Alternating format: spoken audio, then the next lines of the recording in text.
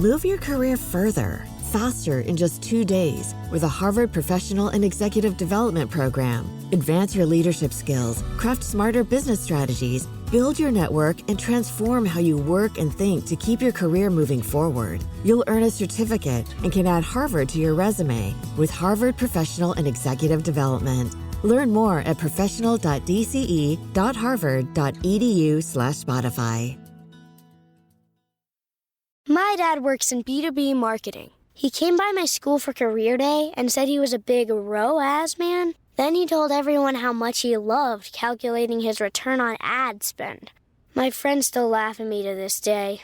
Not everyone gets B2B, but with LinkedIn, you'll be able to reach people who do. Get a $100 credit on your next ad campaign. Go to linkedin.com/campaign to claim your credit. That's linkedin.com/campaign. Terms and conditions apply. LinkedIn, the place to be, to be. Hey, I'm Ryan Reynolds. Recently, I asked Mint Mobile's legal team if big wireless companies are allowed to raise prices due to inflation. They said yes. And then when I asked if raising prices technically violates those onerous two-year contracts, they said, "What the f*** are you talking about, you insane Hollywood ass?"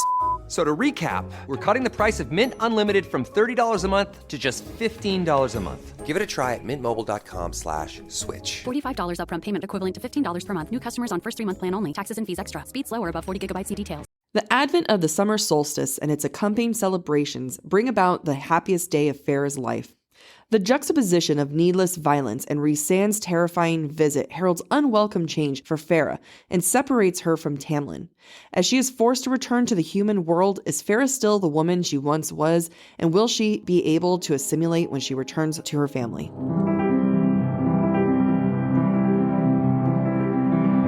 The views expressed by the hosts are entirely their own and in no way represent the thoughts or intentions of the original author. This podcast is a discussion shared to spark thought and conversation on the characters and themes of this novel. Though the hosts speak mostly within the constraints of this book, series spoilers may be discussed with or without warning. Explicit language as well as themes of sex, violence, abuse, and depression will reoccur throughout the podcast. Listener discretion is advised.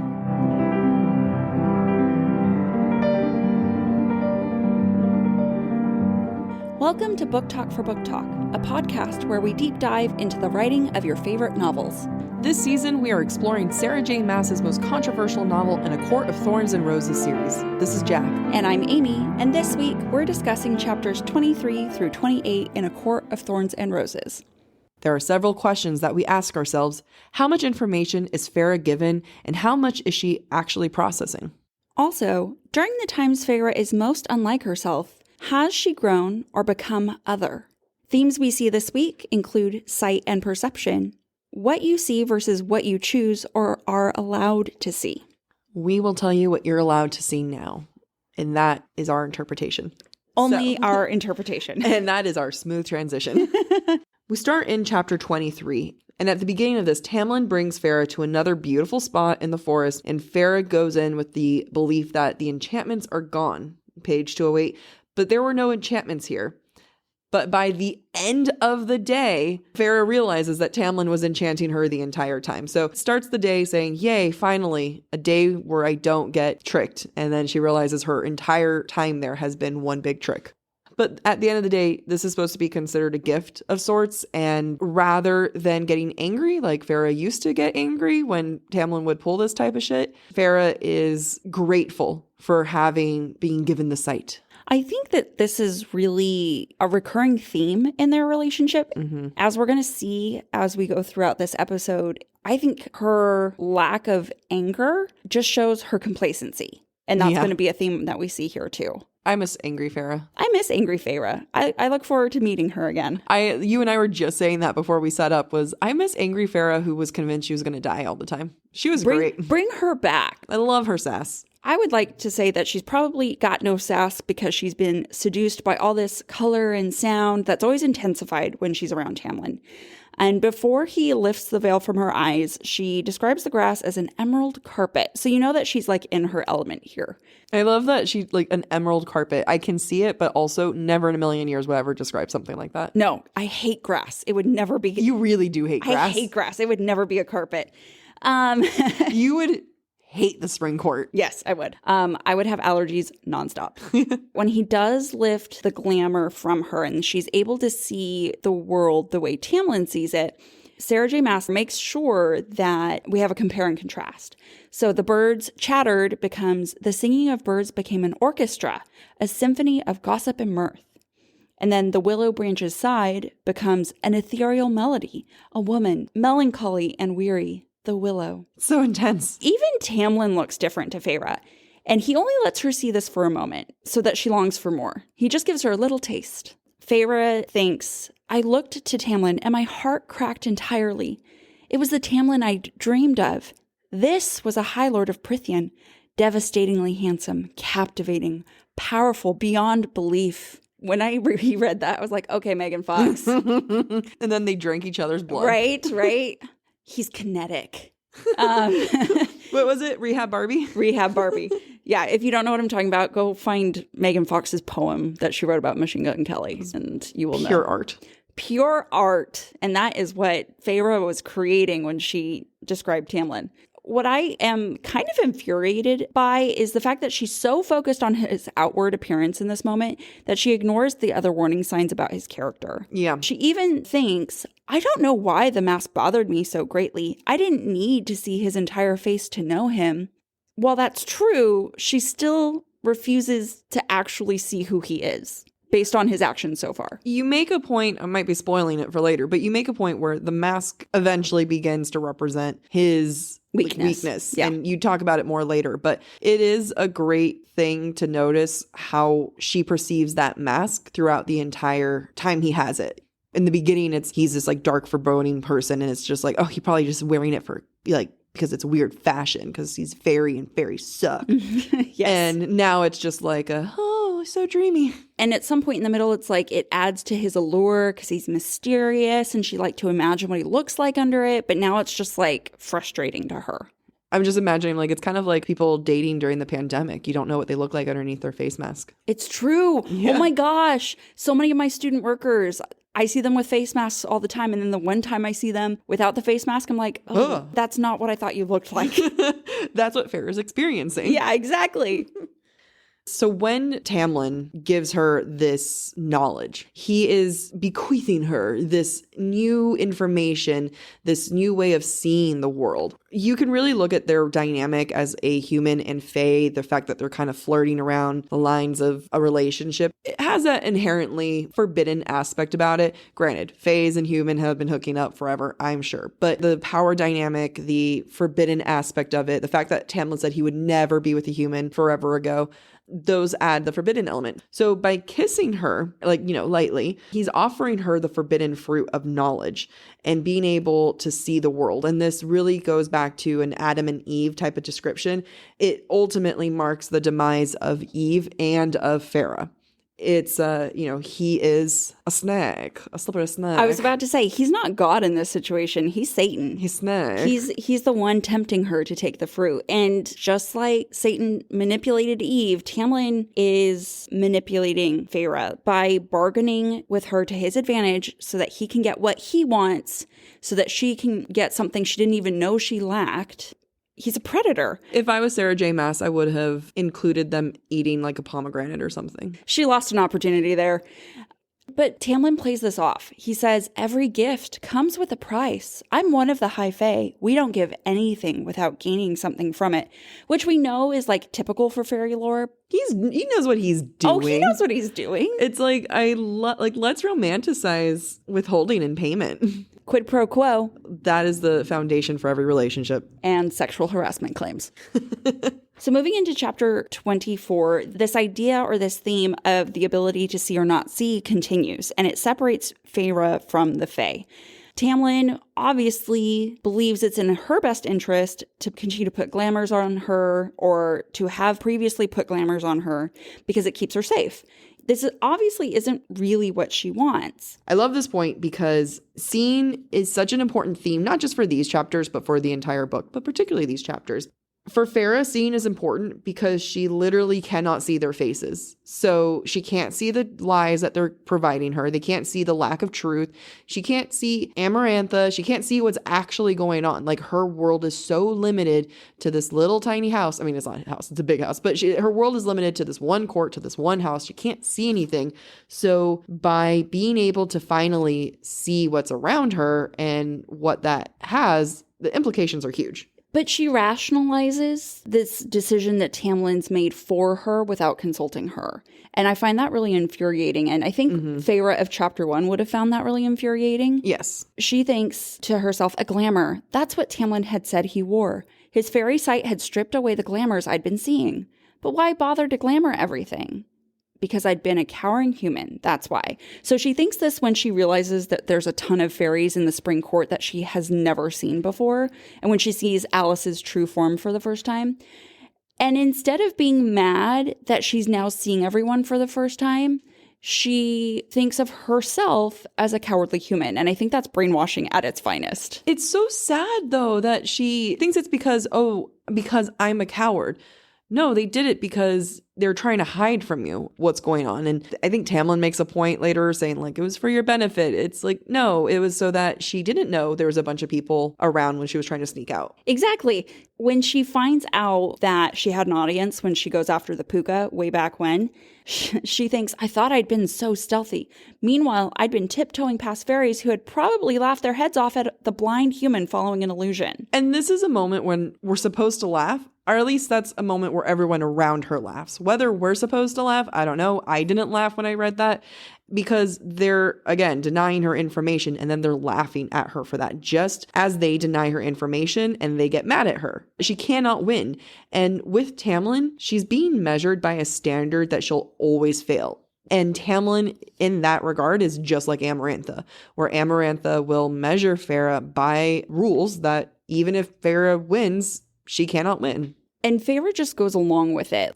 I think she's given up so much control at this point that she says, I see, I lied, not quite seeing it all. And this line has always stuck out to me every time I read this book. Because just like with what you were saying about Tamlin and his standards, she could say, okay, yeah, I get it, but not really. She doesn't really get it. Has Feyre really lied about her lack of understanding for things outwardly? I think she stayed quiet. She's always gone to someone looking for information. That line is very poignant. I see, I lied. Yeah, not quite seen. I think this is probably one of the first times that she's just been like me, when someone says something and I can't hear them, I'll just nod my head and smile. Like, oh, okay. Or someone makes a joke and I don't get it. I'm like, huh. Yeah, exactly. Yeah. That's what's happening here. Yep. I think she's starting to realize more and more that there's so much she doesn't know, but she's not willing to fight for that information anymore. She is no longer the Feyre at the beginning of the book who wants that information. And there is a choice, just like she says very clearly that she's chosen not to look for any hint of the human slaves that previously lived there. There's a certain amount of lack of ownership that we're starting to see in her. And early Feyre, I think if she felt more empowered to walk around and spy, because I think early Feyre was like too busy thinking they're going to kill her any second. If she knew she was safe, I think she would have gone around to explore any human remains there. This current Feyre, she's choosing not to go forward. This reminds me of something you said in our last episode, that she lacks ownership, just like Tamlin doesn't take accountability for anything, right? Yeah. He always blames someone else. And she is becoming him, and we're seeing that in so many different ways. It's gotten to the point that she doesn't even bother to offer to help Tamlin anymore because she knows he will turn her down.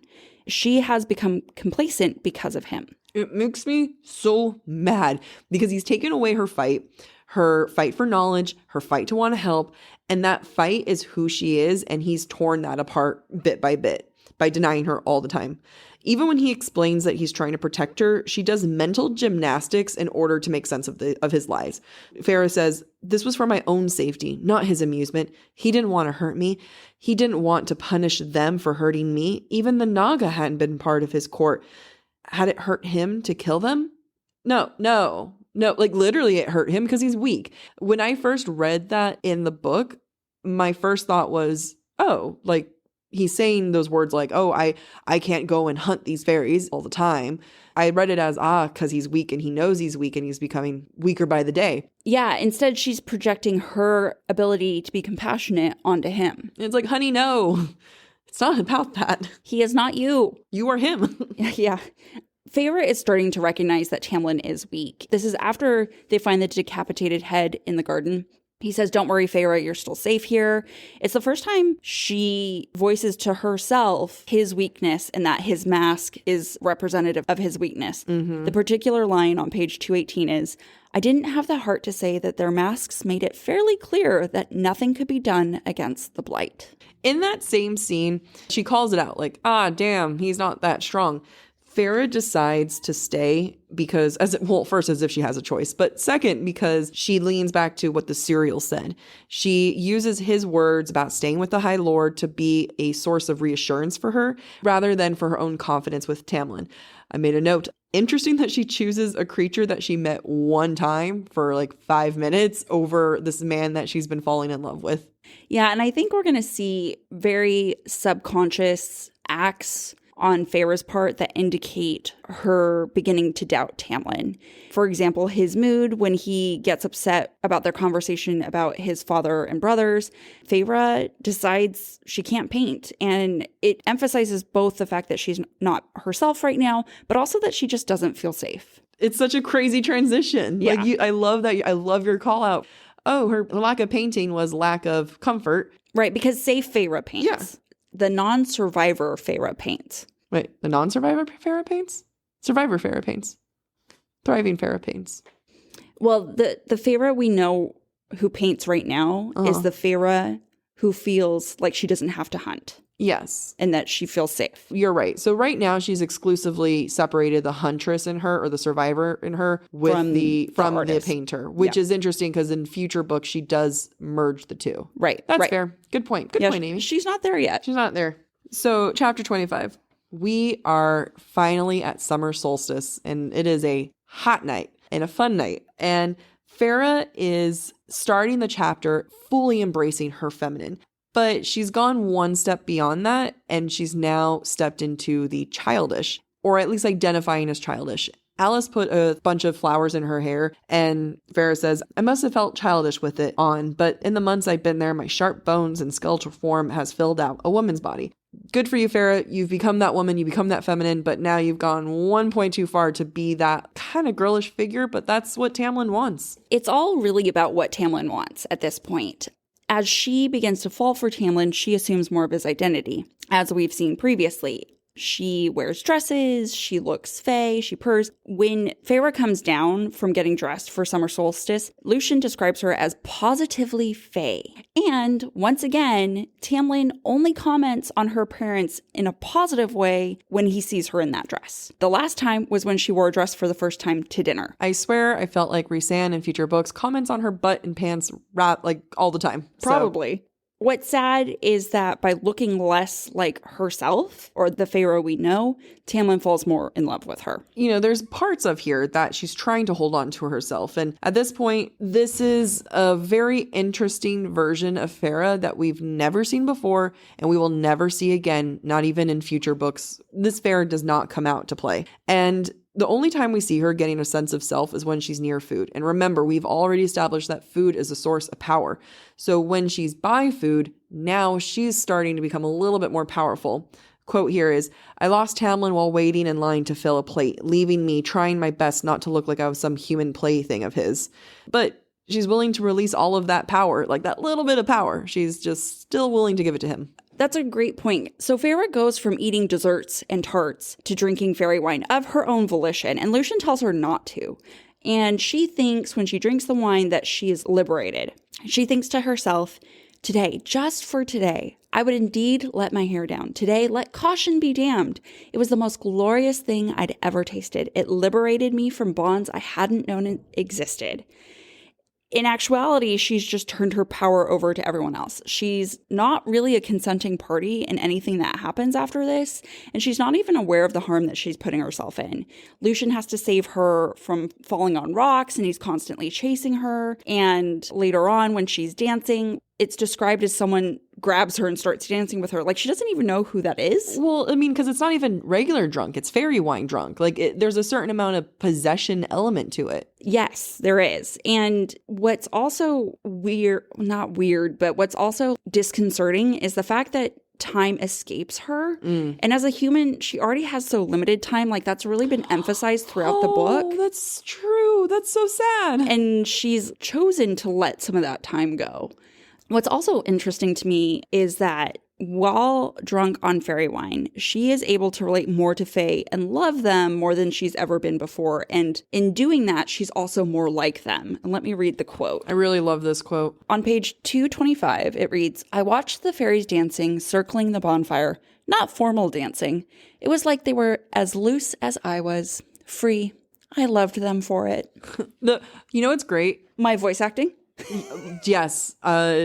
Please rate us 5 stars for Amy's voice acting. What I love about it, though, is that she talks about them being free. They're all in the middle of a blight.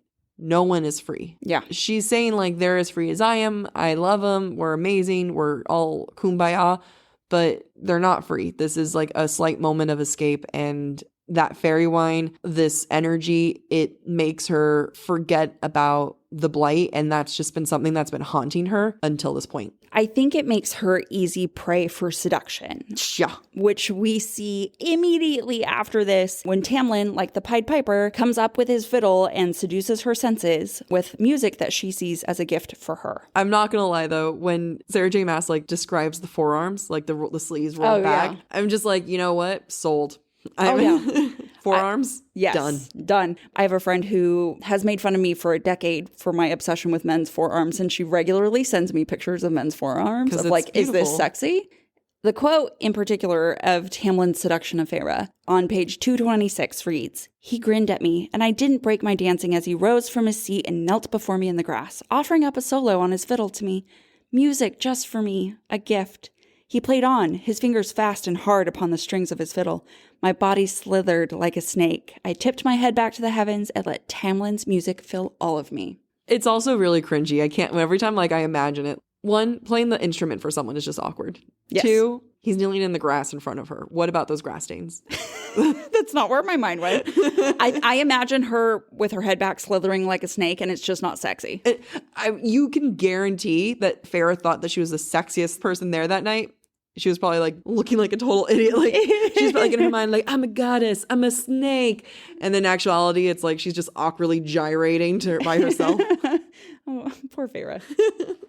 Tamlin keeps being this evil seductor. Like the Pied Piper was evil. They eventually, brought the children. And Feyre's childish. That was not planned. That wasn't planned. That was on the spot. So, just like he was Lucifer with Snake and, tempting her, like he's now the Pied Piper. And he is all sorts of seductor, but with zero follow through.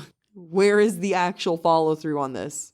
Feyre will sleep with him. She would have slept with him chapters ago. Oh, yeah. Right after the fairy died in their arms. She'd be like, cool, let's go. It's really interesting because just like with the curse, he's too in his head and won't do anything. I just want to know why he didn't. Like, did he think he'd be taking advantage? Like, he doesn't want the curse broken. Does he think he's too good for her and that holds him back? Oh, I bet he's one of those guys thinking that she's too good for him. Like, you're just so good for me and I'm not worthy of it. And no. I don't know. It's giving me real Edward Cullen vibes. Yeah, kind of. Yet she submits to his Edward Cullen completely. There's one quote, and it drives me crazy when I read it. On page 228, it says, "I was as unburdened as a piece of dandelion fluff, and he was the wind that stirred me about the world." It's an awful image, first of all, but she has no control right now. You've got to be drunk or high to be that kind of like, I'm a dandelion in the wind, and you're the wind, and we're just together floating in the wind. Like she's stoned and drunk. Oh, yeah. Super stoned. Now, normally we save breadcrumbs towards the end of the episode, but this is not a breadcrumb. This is a bread loaf, a loaf of bread, and a bread loaf. And we have to talk about it because Sarah J. Maas did a very smart thing here. This scene, this chapter, Feyre drunk on fairy wine, dancing in front of Tamlin, losing control. It is giving us major foreshadowing to when she's underneath the mountain, when she is drunk on fairy wine, dancing. Tamlin's there, but it's with much darker consequences and setting. And we're going to see this a lot as we get to the Under the Mountain chapters, where there are things that have taken place in the spring court that are mirrored pretty much exactly under the mountain, which I didn't realize it the first time, but when I reread it and like was processing it, I was like, oh my gosh. Yep. She knew what she was doing and she made very certain to hit certain points. Yeah, I mean, with last episode talking about Tamlin with his paint covered body and now Feyre drunk on fairy wine, it really does mimic everything later on. Love it. Love it. Good job, Sarah. So at the end of the chapter, after Feyre has non-consensually danced with a bunch of people, and that's a great way of setting it. And has followed Tamlin to who knows where to let him do who knows what, he kisses her. And this is really important because I think as readers, like we've been waiting for these kisses, right? The first time you read this, you're like, yes, give me the kiss. Kiss her. And he kisses her several times. And it's really interesting to pay attention to the kisses because they intensify each time as Tamlin tests her boundaries. And I think this is the final frontier of taking over Feyre for Tamlin. He's already gained control of her in many ways, and so he's just got to make sure he can go about this the way he wants to. The quote in particular is, his lips brushed mine, testing, soft and warm. And then, as he kissed me again harder, but nothing like the way he'd kissed my neck. And then, he laughed and kissed me fiercely. It builds. It builds. And within a very short amount of time, and I feel like this foreshadows their lovemaking. Did you notice that before they started kissing, his lips are resting on her neck? Oh, really? So on page 228, when they're looking at the Will-o'-the-Wisps, Will-o'-the-Wisps, spirit, oh, that's him talking. Will-o'-the-Wisps, spirits of air and light, come to celebrate the solstice. They're beautiful. His lips graze my neck as he murmured against my skin, dance with me, Feyre. When I read it the first time, I'm like, that's very intimate. Yeah, that is really intimate. And it's really interesting that he does that. And then one page later, he kind of asks permission to kiss her because he's like, I think I might kiss you. I'm thinking I might kiss you. Yeah. Wait, but you've already violated my neck twice. It's when I read that, I was like, I feel like that's more intimate than kissing. Yeah, for sure. Like that gentle murmur on someone's neck. Like that's like a very ticklish, ooh, right? And of course it's hearkening back to when he kissed her neck or bit her neck. And yeah, you're right. Like he does that. And then he asks her, like he's definitely testing her boundaries. Yeah. And then kissing her on his terms when he's ready, because clearly they've already entered that emotional or at least physically intimate state. It's almost a manipulation again in my mind. It's just like him revealing himself and then putting the glamour back on himself. He's giving her a taste of the intimacy by brushing his lips against her neck and then making her think it's her decision and it's consensual when he asks permission. Because what is she right now? Drunk on fairy wine. And we've already established that drunk on fairy wine is way more intense than being drunk on human wine. And being drunk in real life and fairy life isn't a good moment to kiss someone. Doesn't mean you can give consent. Correct. I mean, does she want it? Yes. Is this the time to do it? No. Nope. So the chapter ends with Feyre being so happy. She experiences the happiest moment of her life, which is probably the happiest day of her life. So what does it take for Feyre to be happy? Ultimately, it's for her to realize it's okay to have hope. On page 230, she says, "My father once told me that I should let my sisters imagine a better life, a better world. And I told him that there was no such thing. I never understood because I couldn't believe that it was even possible until now." Yes, kissing Tamlin while drunk is a very happy moment. Dancing around is a happy moment. But it was that she realizes, oh, there is a way you can imagine a better world. So Feyre's now unlocked a new part of herself and a new part of the survivor that we've never seen before and that she's never had before. And she's now realizing to survive and thrive. When I read this note that Jacqueline made, I got goosebumps because I'm a little bit ahead in my notes for the next episode. And this literally is called out by Feyre herself when she's in the human world. And let me read you the quote in particular on page 260. It reads, I gazed again at the sad, dark house, the place that had been a prison. Elaine had said she missed it, and I wondered what she saw when she looked at the cottage. If she beheld not a prison, but a shelter. She had looked at that cottage with hope. I had looked at it with nothing but hatred, and I knew which one of us had been stronger.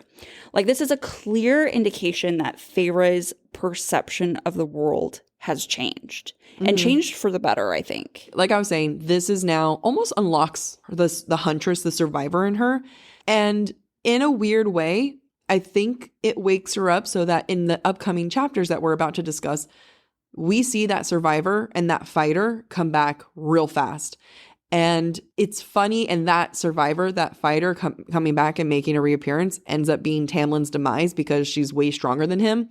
So full circle, it's funny that he is the cause of the survivor to come back by making her happy. Yeah, that is interesting because she now has something to fight for. And I think on the surface level, she thinks, and I guess we'll talk about this in the future too, but I think she thinks she has Tamlin to fight for, but really what she has to fight for is the change she's experienced in herself. Yep. It's beautiful. So after the very fun or not fun, I don't know, depends on your perception. We'll give it to her. It sounds like there wasn't a hangover.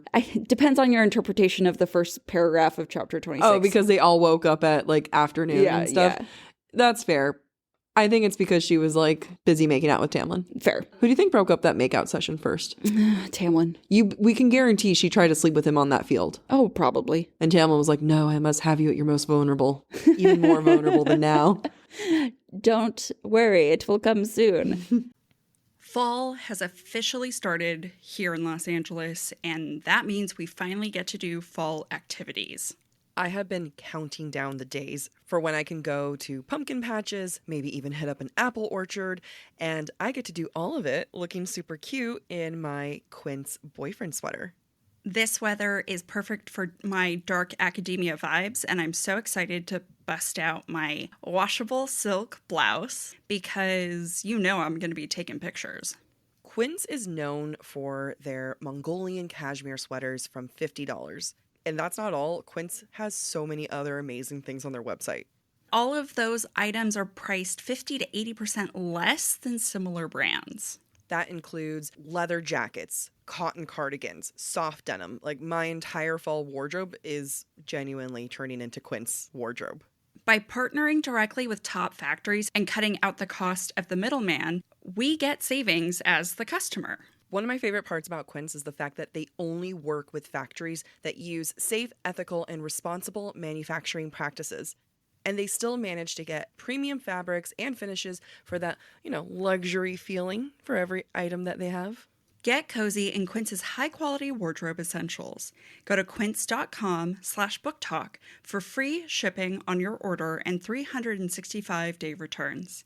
That's Quince, QUINCE.com/booktalk, BOOKTALK, to get free shipping and 365-day returns. That's quince.com/booktalk. Move your career further, faster in just 2 days with a Harvard Professional and Executive Development Program. Advance your leadership skills, craft smarter business strategies, build your network, and transform how you work and think to keep your career moving forward. You'll earn a certificate and can add Harvard to your resume with Harvard Professional and Executive Development. Learn more at professional.dce.harvard.edu/Spotify.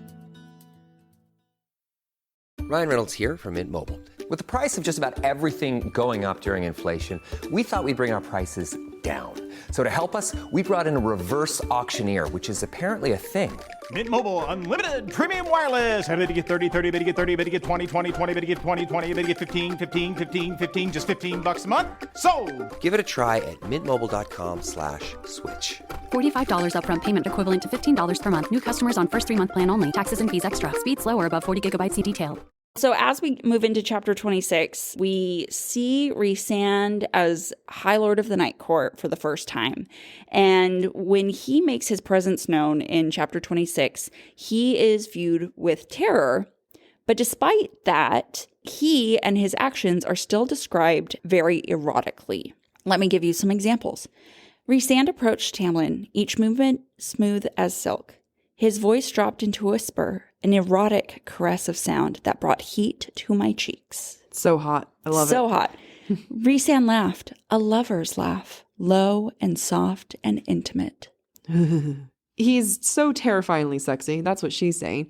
But Rhysand eventually becomes terrifying. Yes, like he definitely brings in the fear of God or the cauldron for Feyre towards the end. But initially, if you look at his terror, it's not really terrifying when he comes into the room. And this is when he doesn't know Feyre's there. So that's an interesting point to make. The moment he realizes that she's there, her terror changes. But initially, this is her perceiving him. He's terrorizing Tamlin, and it's not without his reason. We figure out why, because, Tamlin's the key to this curse. And in Rhys's mind, he's doing absolutely nothing to break the curse. And even though he never says in this book outright, oh, I hate Tamlin because he never tried, that's what we're seeing here. We see Rhys trying to bait him. He's bullying him, saying kind of rise up, man, do something. Do you notice how you're doing absolutely nothing? And in this moment, Feyre, the narrator, doesn't say anything about it, right? She's not saying damn, Rhys, that's a good point. She's in the corner, literally cowering.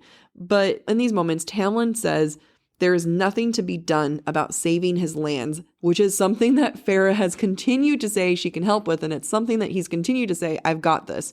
So now, this is the first time that Feyre is hearing Tamlin saying, there's nothing to be done. The question then is, would Rhysand's terror be as frightening to Feyre if he wasn't saying these truths that terrify her to her bone and make her question Tamlin, ultimately? Yeah, and I think it's a subconscious questioning, right? Oh, yeah. She's terrified of Rhysand because he's speaking truths that nobody in the room wants to accept. Mm-hmm. I think though Feyre is terrified of Rhysand, it's a misdirection of her terror, and it's terror or doubt of Tamlin as a protector. And when Rhysand realizes Feyre's in the room, as you said, Feyre's terror changes and her humanity or her weakness is brought back to light. When he attacks her mind, she thinks, had I retained any semblance of control over my body, I might have vomited. And then when he lets her go, she tried to keep from sobbing, from screaming, from emptying her stomach onto the floor. So she's physically and very visibly terrified. Oh, yeah. I keep saying terrified. I'm trying to think of a different word. Petrified. Excellent. But Tamlin is unable to fight. He only bows down to Rhys instead of trying to save Feyre. Feyre's the only one who grabs a weapon. Mm-hmm. And this is before she even knows that Rhysand is the one who's about to walk through the door. All she sees is Tamlin and Lucien are freaking out. I'm going to make sure that I'm safe. I'm going to grab a knife. Like she doesn't even know what she's going to do with that knife, but she's like, I've got this. And again, we're seeing Feyre for the first time come back as the fighter, the huntress, the survivor. Yeah, she's still in there, which is great. Yeah. But this is also how when we see just how useless Tamlin's claws are, or how useless his warriorness that I've been picking on this entire time. Like he's a very useless individual. And Tamlin says, leave, Rhysand, Tamlin commands. Yet he didn't make a move to attack despite the claws, despite Rhysand still approaching.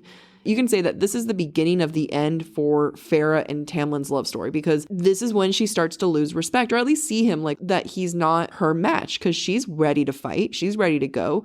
And everything that happens at the end of this book, what happens in the upcoming book, and her thoughts on him, her respect for him, you really can trace it back to this moment and what's about to happen. So let me read this quote, because I think that's a really interesting point you raise. And I want to read this quote and then I want to re-examine it.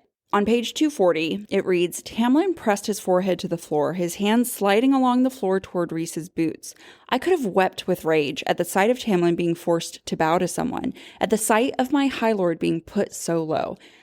I think the desire to weep with rage is genuine, but I think the reason is not, because she has not admitted to herself yet the doubts that she has about Tamlin. Yep. I think she could have wept with rage because Tamlin bowed instead of fighting. There's a different way that Sarah J. Maas could have written this, in a way that's more sympathetic, more empathetic. Instead, there's a certain amount of disgust that Feyre has in this moment of, I can't believe he made Tamlin bow. As in, holy crap, Tamlin's bowed. He's not as strong. He's not going to protect me. He's not even going to try. Yeah, which is really sad. And it's really sad for Feyre. And I think it breaks something in her.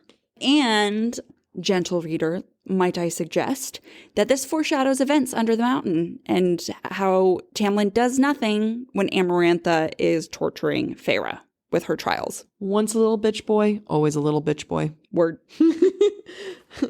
Now that we are in the aftermath in chapter 27 of Rhysand's special visit, everyone is reeling from this. And Feyre wants to be there for Tamlin. She wants to do, the right girlfriend-ish friend zone. Like, talking. What are they? Like, we're talking. They're not quite girlfriend. They haven't DTR'd yet. Yeah, they're hanging out. She wants to be there for him, but instead he sends her away. But she says she was okay with it because she was trying to piece herself together again. She is having a hard time. Her mind was manipulated. She was the one whose life was being threatened in that moment.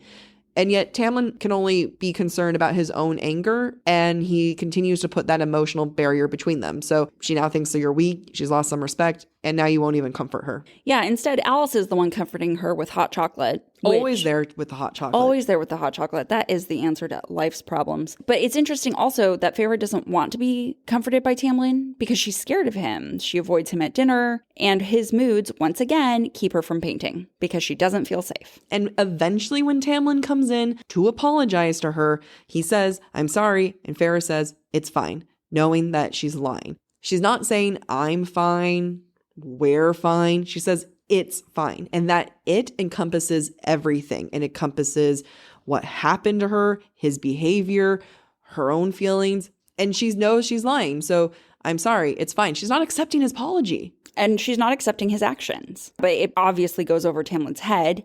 What I find the most sad in this moment, though, is that when she's told she's free and that she's going to go back to the human lands, she thinks she did something wrong. Oh, it's so sad. That hurts my heart.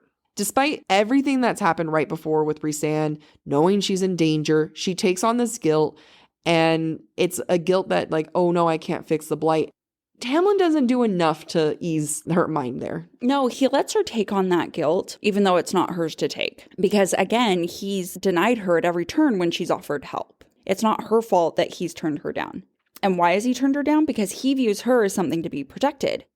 I found it really humorous. I didn't notice it the first couple times I read the book. But he literally says to her, "No, didn't you read between the lines today?" We see here that he's admonishing her for not paying attention to the covert information that was given to her during the dialogue. And Lucian's going to do this again in the next chapter, which I think goes back to the idea you mentioned earlier, Jack. They get mad at her when they withhold information from her. I get they can't say, "Hey, Feyre, there's a curse you got to break." But Alice tells her a lot of information, right? And she says there's parts that she can't say because like even now I can't bring, I physically can't tell you. So there's enough that they could tell her. They could say, "Shit's gone bad. You could help." Or, maybe you just let yourself feel. Or maybe Tamlin can try to like seduce, or not just seduce, but woo her a little bit more. Or at all. Like, don't wait till the end to say I love you. Oh my God. Well, can't wait till we talk about that in a bit. Yeah. So let's talk about lovemaking on that note. It's really interesting to me that lies are bookending this lovemaking experience. So she's lied at the beginning of the chapter about saying it's fine. He lies to her, and she knows he's lying to her when he says she doesn't need to leave forever when she goes to the human world. And after their initial lovemaking session, she lies to him as well, saying she promises to keep her hands to herself when she asks him to stay. This is setting up the worst dynamic between the two of them. The first time they have sex, they're both lying. She hasn't forgiven him. Maybe she doesn't realize that she needs to forgive him. And I think you were saying that, or you're about to say, like, every time they have sex, it gets worse. Yeah, they use sex to forget the horror of what happened. Forget the horror of Rhysand. Always coming in. Always coming. Always there. And they do this again after Amarantha has died and technically Feyre has died and has been brought back. They have sex instead of talking about it. This is not a healthy relationship. This is not good. We're now a relationship podcast. Guys, don't do this. Please don't. Don't use sex to not have conversation. I think it's safe to say that. But Feyre has had enough, and I just love she's the one who straddles him. So they come into this with a very interesting dynamic that she hasn't forgiven Tamlin. She recognizes now that Tamlin's weak, right? She's now like, okay, you're not willing to fight for me. So what does she do? She straddles him to start it off. Yeah. And, I think this is definitely a sign of control because she was not in control of her body when Rhysand slipped his claws into her mind. Mm-hmm. She hasn't been in control for a while. So I also find it interesting that she chooses now to take control or try to. What's also interesting, this is their first lovemaking, and I think it should be a gentle act, and Tamlin tries to be gentle, but then he uses his claws to take off her panties. The quote is, "With one long claw, he shredded through silk and lace, and my undergarment fell away in pieces." Silk and lace, she's really upgraded since the swim in the lake. Oh, yeah, she has. She knew it was coming. From that moment of the lake, she was probably like, I will only wear silk and lace. Yes, I will only wear matching panties and bra, and it will only be silk and lace. Every day, waiting. I love your note. Oh, my note is dangerous. Capitalized. All caps. Before you go into your other notes, Sarah J. Maas's Court of Thorns and Roses series is known as fairy porn, and everyone loves the smut. I forget how little this first book has compared to A Court of Silver Flames. Oh, yeah.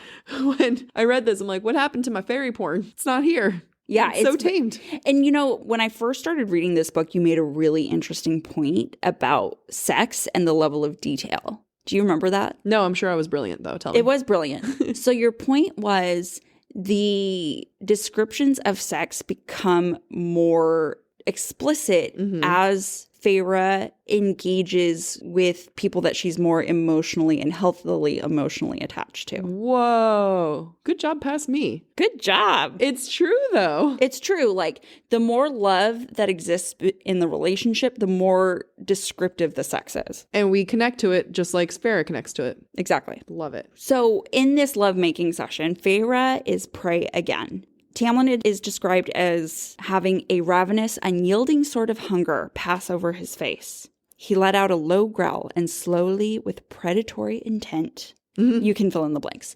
His claws were out, but devastatingly gentle on my hips as he slid down between my thighs and feasted on me. At least he did that. You know what? I have to hand it to him. Good for him. Good job. But she is prey, he is predator. That's very clear. After they go at it the first time, they sleep a little bit, they're about to go at it again. Feyre says on page 247, "We made love again, lazily and intently." In that moment, I had a huge light bulb moment, and I was just thinking, oh my goodness, Feyre keeps using lazy as a description for him. He has a lazy grin, a lazy smile, and now they lazily have sex. It's always been kind of considered a little charming, kind of disarming. And now it's just like, oh, actually, that is the most accurate description of Tamlin. He is lazy. He is lazy in all aspects of their relationship. Right. Well, and he's lazy with the blight. Like, he's done nothing for 49 years. Yeah. What's interesting also about this lovemaking is that we see once again, Feyre is adopting Tamlin's persona when she claws at him. She tears at his clothes, she tears at his skin, she marks his back and his arms the way he marked her on Kellan Mai. Brace yourself for my rant. Let's open the floor to Jacqueline's rant. Okay, so they're done, right? And he's just like, okay, cool. Thank you for all of this sex. By the way, you're leaving tomorrow morning. She wasn't prepared for him to leave, for her to have to leave tomorrow morning. And then on top of that, he was like, now I'm going to exit and not sleep the night. He was seriously going to double ghost her. Ghost after having sex and then ghosting her, saying, you can leave now.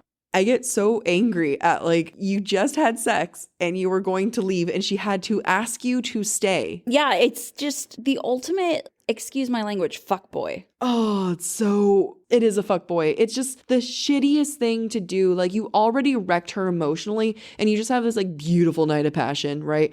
And now you've left her with clawed underwear, naked on a bed, and you're going to just leave.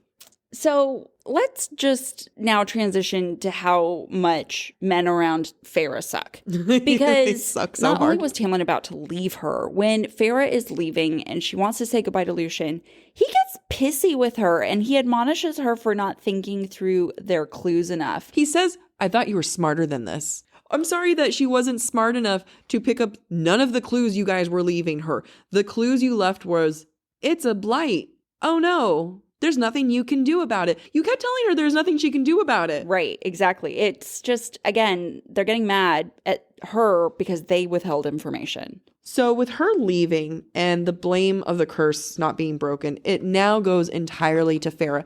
These are sentiments that Feyre is going to carry with her into the human world. And even when Tamlin says goodbye and says that he loves her as she's leaving, like, what is she supposed to do with that? That was his one chance to save everyone, right? Is to say the I love yous. And she's supposed to say it back. But he's saying it to her as she's leaving. Like, why didn't you say it to her the night of solstice? After you guys have sex? There were so many moments you could have said that, and he's choosing this moment and making it difficult for her to ever have to reply like that. And somehow, again, it's her fault because she didn't say I love you back. He does say it to her after sex when she's falling asleep. Oh, I forgot about that. And she thinks she dreamed it. That's his fault. It's like a child speaking to a sleeping parent. It doesn't count. Stupid. It does not count. It doesn't count. On page 251, she says, I should say it. I should say those words, but they got stuck because beneath it all, he was immortal and I would grow old and die. I would not become a burden to him. Feyre is going back to the human world, and we have to remember the last time she said goodbye to people that she loved was when she said goodbye to her family. And think about the dynamics she had there. Like, no one told each other that they loved each other. It was very toxic. It's not a great environment. And Feyre doesn't know how to love or express love.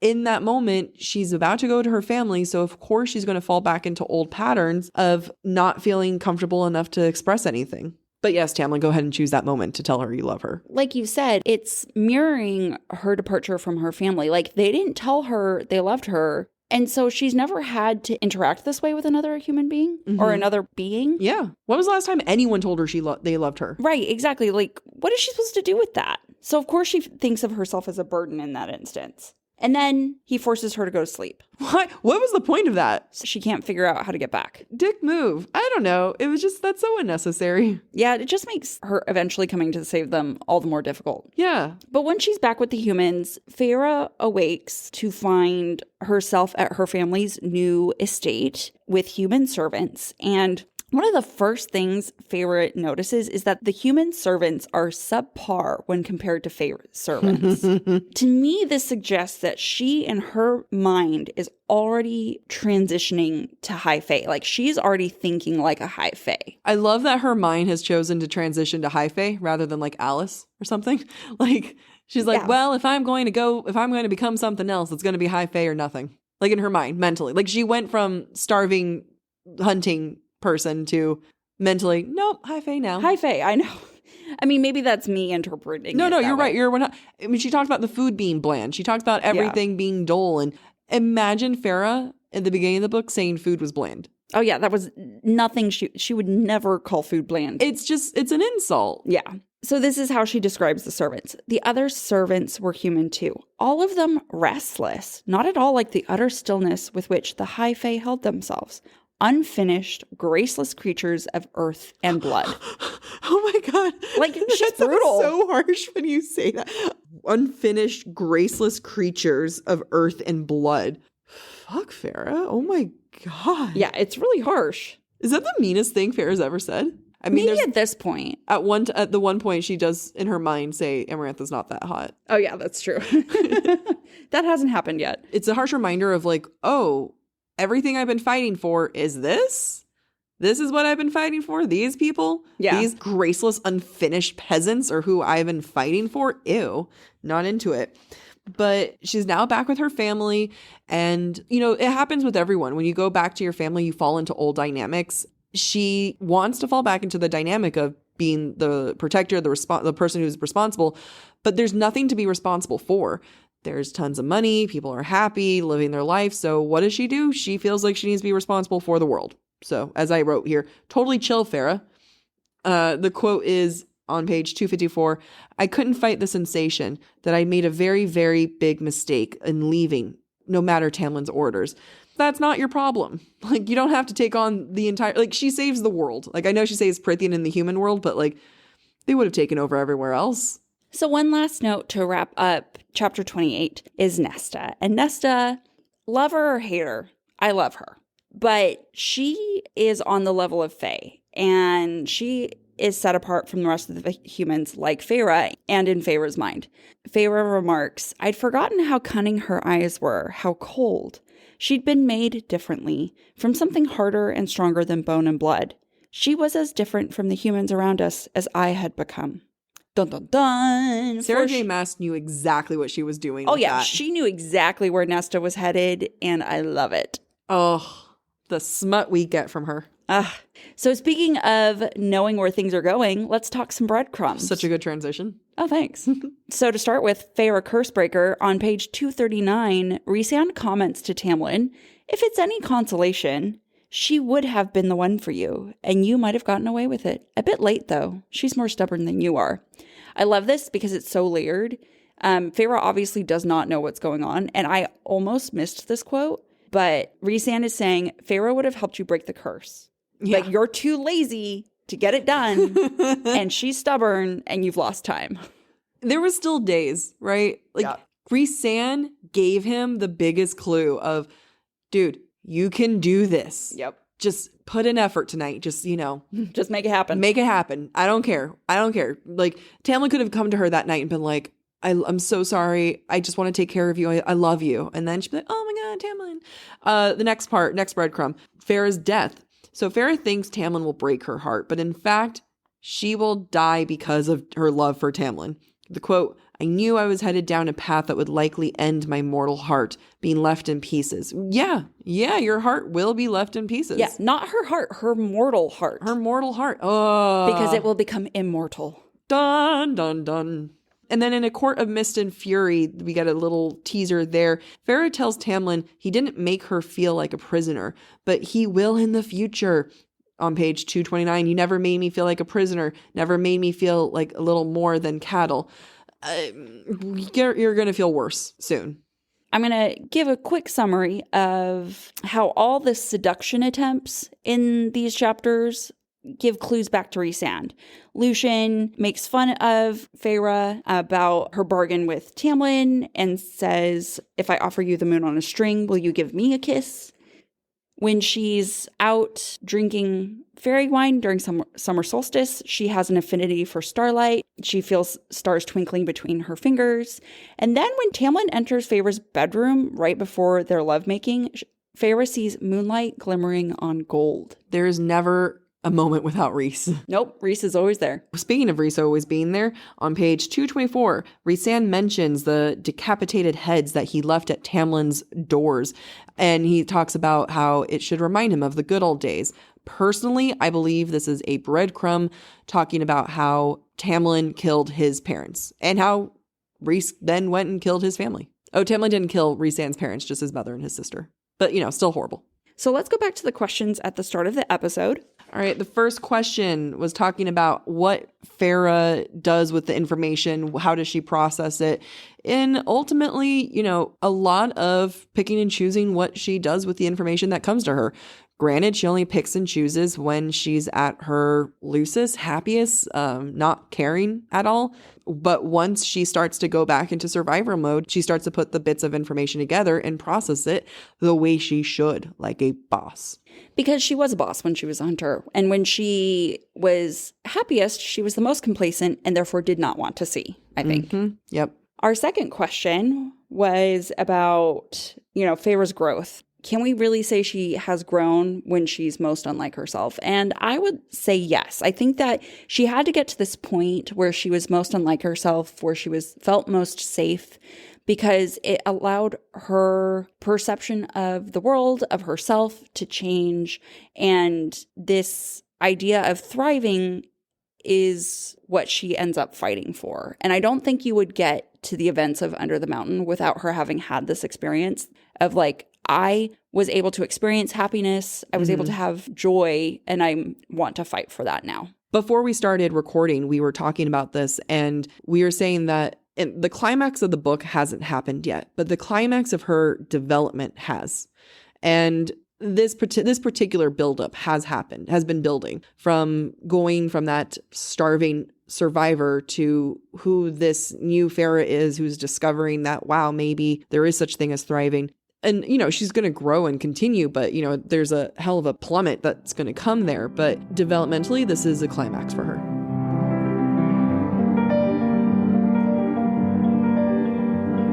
All right, and that wraps up this week's episode. Thank you for listening to this episode of Book Talk for Book Talk. We encourage you to rate and subscribe to our show on your preferred podcast listening platform. Next week, we will be exploring chapters 29 through 32 of A Court of Thorns and Roses.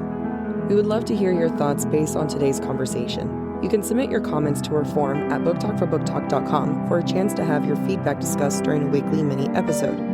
If you are enjoying the podcast, please visit our website, booktalkforbooktalk.com, to view our latest merch and learn about supporting the show through Patreon, Ko-Fi, or Venmo. Or find us on TikTok and Instagram at the handle Book Talk for Book Talk. Bye.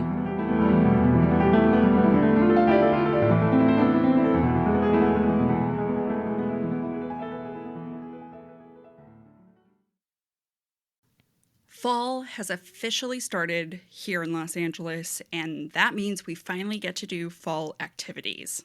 I have been counting down the days for when I can go to pumpkin patches, maybe even hit up an apple orchard, and I get to do all of it looking super cute in my Quince boyfriend sweater.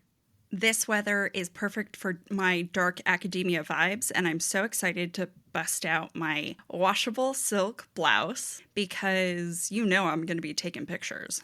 Quince is known for their Mongolian cashmere sweaters from $50. And that's not all. Quince has so many other amazing things on their website. All of those items are priced 50 to 80% less than similar brands. That includes leather jackets, cotton cardigans, soft denim. Like, my entire fall wardrobe is genuinely turning into Quince wardrobe. By partnering directly with top factories and cutting out the cost of the middleman, we get savings as the customer. One of my favorite parts about Quince is the fact that they only work with factories that use safe, ethical, and responsible manufacturing practices. And they still manage to get premium fabrics and finishes for that, luxury feeling for every item that they have. Get cozy in Quince's high-quality wardrobe essentials. Go to quince.com/booktalk for free shipping on your order and 365-day returns. That's Quince, QUINCE.com/booktalk, BOOKTALK, to get free shipping and 365-day returns. That's quince.com/booktalk. Ryan Reynolds here from Mint Mobile. With the price of just about everything going up during inflation, we thought we'd bring our prices down. So to help us, we brought in a reverse auctioneer, which is apparently a thing. Mint Mobile Unlimited Premium Wireless. How to get 30, 30, bit to get 30, bit to get 20, 20, 20, bit to get 20, 20, bit to get 15, 15, 15, 15, just $15 a month? Sold! Give it a try at mintmobile.com/switch. $45 upfront payment equivalent to $15 per month. New customers on first 3-month plan only. Taxes and fees extra. Speed slower above 40 gigabytes per detail.